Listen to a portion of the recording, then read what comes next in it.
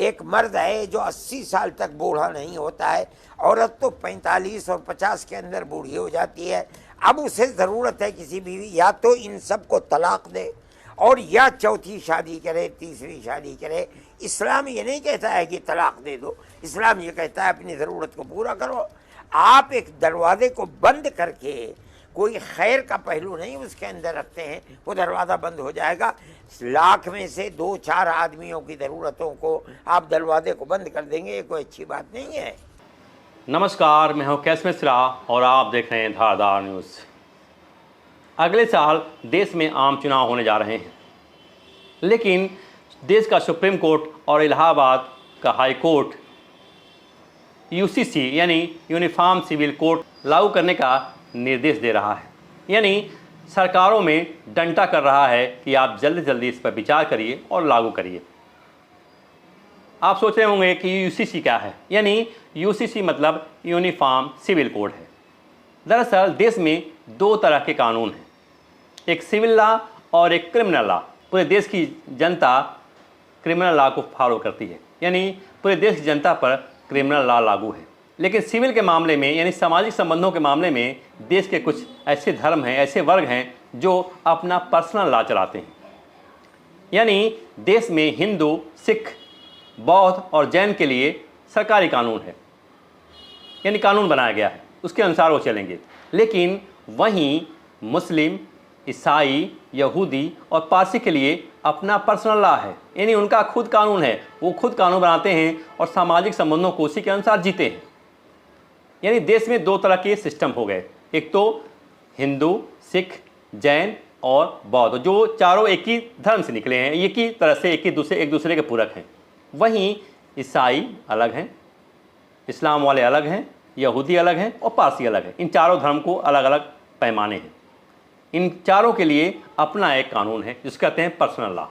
अब इसमें क्या है, संपत्ति का बंटवारा दोनों में अलग अलग है, गुजारा भत्ते की मांग दोनों में अलग अलग है, वैवाहिक जीवन का मामला, विवाह का संबंध जो है दोनों में अलग है। इतना ही नहीं, गोद लेने की परंपरा भी अलग है।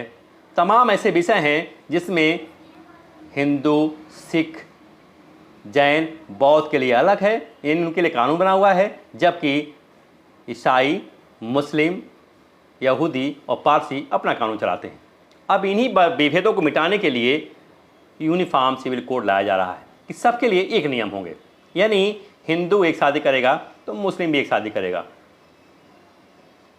अब जबकि होता यह है कि हिंदू अगर दूसरी शादी करना चाहता है तो पहली बीवी को तलाक देगा, तभी वो दूसरी शादी कर सकता है। और अगर वो उसी पत्नी से शादी करना चाहता है तो उसके लिए वो क्या करेगा, फिर विवाह करेगा, तब वो उसकी पत्नी मानी जाएगी। लेकिन मुस्लिम वर्ग में ये ऐसा नहीं है। मुस्लिम वर्ग में क्या है, मुस्लिम एक साथ 4 बीवी रख सकता है।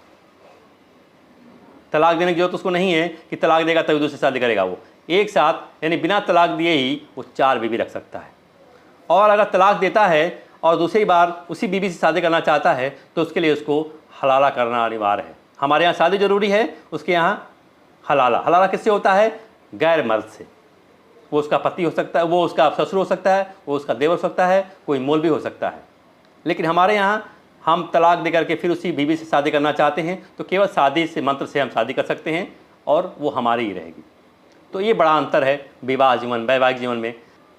यानी हमारे लिए जो कानून है हिंदू, सिख, बौद्ध और जैन के लिए, उसके अनुसार 18 साल की उम्र तक हम अपनी लड़की का शादी नहीं कर सकते हैं। यानी बालिग उम्र जो है हमारे कानून में, हमारे जो कानून है उसमें 18 साल उचित है, नियम है कि 18 साल के बाद ही आप लड़की की शादी करेंगे। जबकि मुस्लिम वर्ग में 15 साल मिनिमम आयु निर्धारित है, यानी 15 साल के बाद मुस्लिम अपनी लड़की की शादी कर सकते हैं।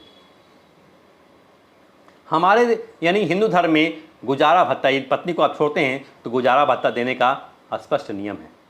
पत्नी मांग कर सकती है कि आप उसे गुजारा भत्ता दीजिए, जबकि मुस्लिम वर्ग में ये कानून, ये प्रावधान स्पष्ट नहीं है।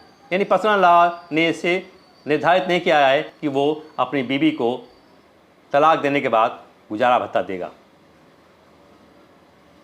तो ये बहुत सारे विभेद हैं जिसको दूर करने के लिए यूसीसी लाया जा रहा है, समान नागरिक संहिता। यानी सबके लिए एक कानून होगा, शादी का, गुजारा भत्ता का, विवाह का यानी सामाजिक संबंधों को लेकर के कोई भेदभाव नहीं होगा। यहाँ देखिए दोहरे मानदंड किस तरह से देश में है कि मुस्लिम वर्ग जो है क्रिमिनल लॉ तो उसे चाहिए हिंदू वाला, लेकिन सामाजिक संबंधों वाला लॉ चाहिए उसे अपना पर्सनल। यदि उसे सिविल लॉ में अपने इस कानून चाहिए तो वो सरिया क्यों लागू कर लेता क्रिमिनल में, यानी क्रिमिनल में सरिया लागू करेगा तो चोरी के बदले उसका हाथ काट लिया जाएगा। तो यही डर है कि वो सिविल में तो अपना कानून चाहता है लेकिन क्रिमिनल में सरिया नहीं चाहता, यानी सरिया के अनुसार वो सामाजिक संबंध करेगा लेकिन सरिया के अनुसार अपराध में वो सज़ा नहीं दे सकता है। तो देश में बहुत सारे लोगों का कहना है कि यदि आप सिविल लॉ में अपना कानून चलाते हैं, पर्सनल लॉ लाते हैं कि हमको ऐसा शरीयत कि हमको शरिया के अनुसार चलना है, तो आप क्रिमिनल लॉ में ऐसे कर लीजिए शरिया के अनुसार, फिर काटिए हाथ अपना चोरी के बदले में। लेकिन ऐसा नहीं है। देश के जो कट्टरपंथी हैं वो सुविधा अनुसार चल रहे हैं, उनके अपने नियम हैं, अपने कानून हैं। खास करके मुस्लिम वर्ग के कट्टरपंथी देश को किधर ले जाना चाहते हैं वो आपके सामने है। इन्हीं सब चीज़ों को दूर करने के लिए यूनिफॉर्म सिविल कोड सामने लाया जा रहा है और ये आना ही आना है। लेकिन इसी बीच जो बयान आ रहे हैं कट्टरपंथियों को भी हैरान करने वाले हैं। आप सुनकर हैरान होंगे और हंसेंगे भी। देवबंद के मौलाना मदनी ने जो कहा है वाकई में शर्म भी आती है, सुन करके खुद को शर्म आती है और हंसी भी आती है कि इस तरह के सोच वाले लोग इस देश में जिंदा हैं। मदनी कह रहे हैं कि पुरुष बूढ़ा नहीं होता, यानी 80 साल की उम्र तक उसका मन जो है वैसे ही रहता है, जबकि बीवी 35 से 40 साल में बूढ़ी हो जाती है। इसलिए 80 साल में अगर पुरुष को इच्छा हुई तो क्या करेगा, इसलिए अनिवार्य है कि वो चौथी शादी कर ले, यानी 80 साल की उम्र में उसे 25 साल की बीवी चाहिए, क्योंकि उसके अनुसार 35 से 40 की उम्र वाली बीवी बूढ़ी हो जाती है। इस तरह की सोच, इस तरह के वक्तव्य और बयान दिए जाते हैं इस देश में जहाँ की संस्कृति है, जहाँ के संस्कार उच्च स्तर के रहे हैं। नारी को देवी माना जाता है, वहाँ उसको बूढ़ी और किस तरह की परिभाषा दी जा रही है। आप सोच सकते हैं इस तरह की संस्कृति और संस्कार लेकर के लोग यहाँ जी रहे हैं और उसी अनुसार देश को चलाना चाहते हैं। ये एक मर्द है जो 80 साल तक बूढ़ा नहीं होता है, औरत तो 45 और 50 के अंदर बूढ़ी हो जाती है। अब उसे ज़रूरत है किसी बीवी या तो इन सब को तलाक दे और या चौथी शादी करे, तीसरी शादी करे। इस्लाम ये नहीं कहता है कि तलाक दे दो, इस्लाम ये कहता है अपनी ज़रूरत को पूरा करो।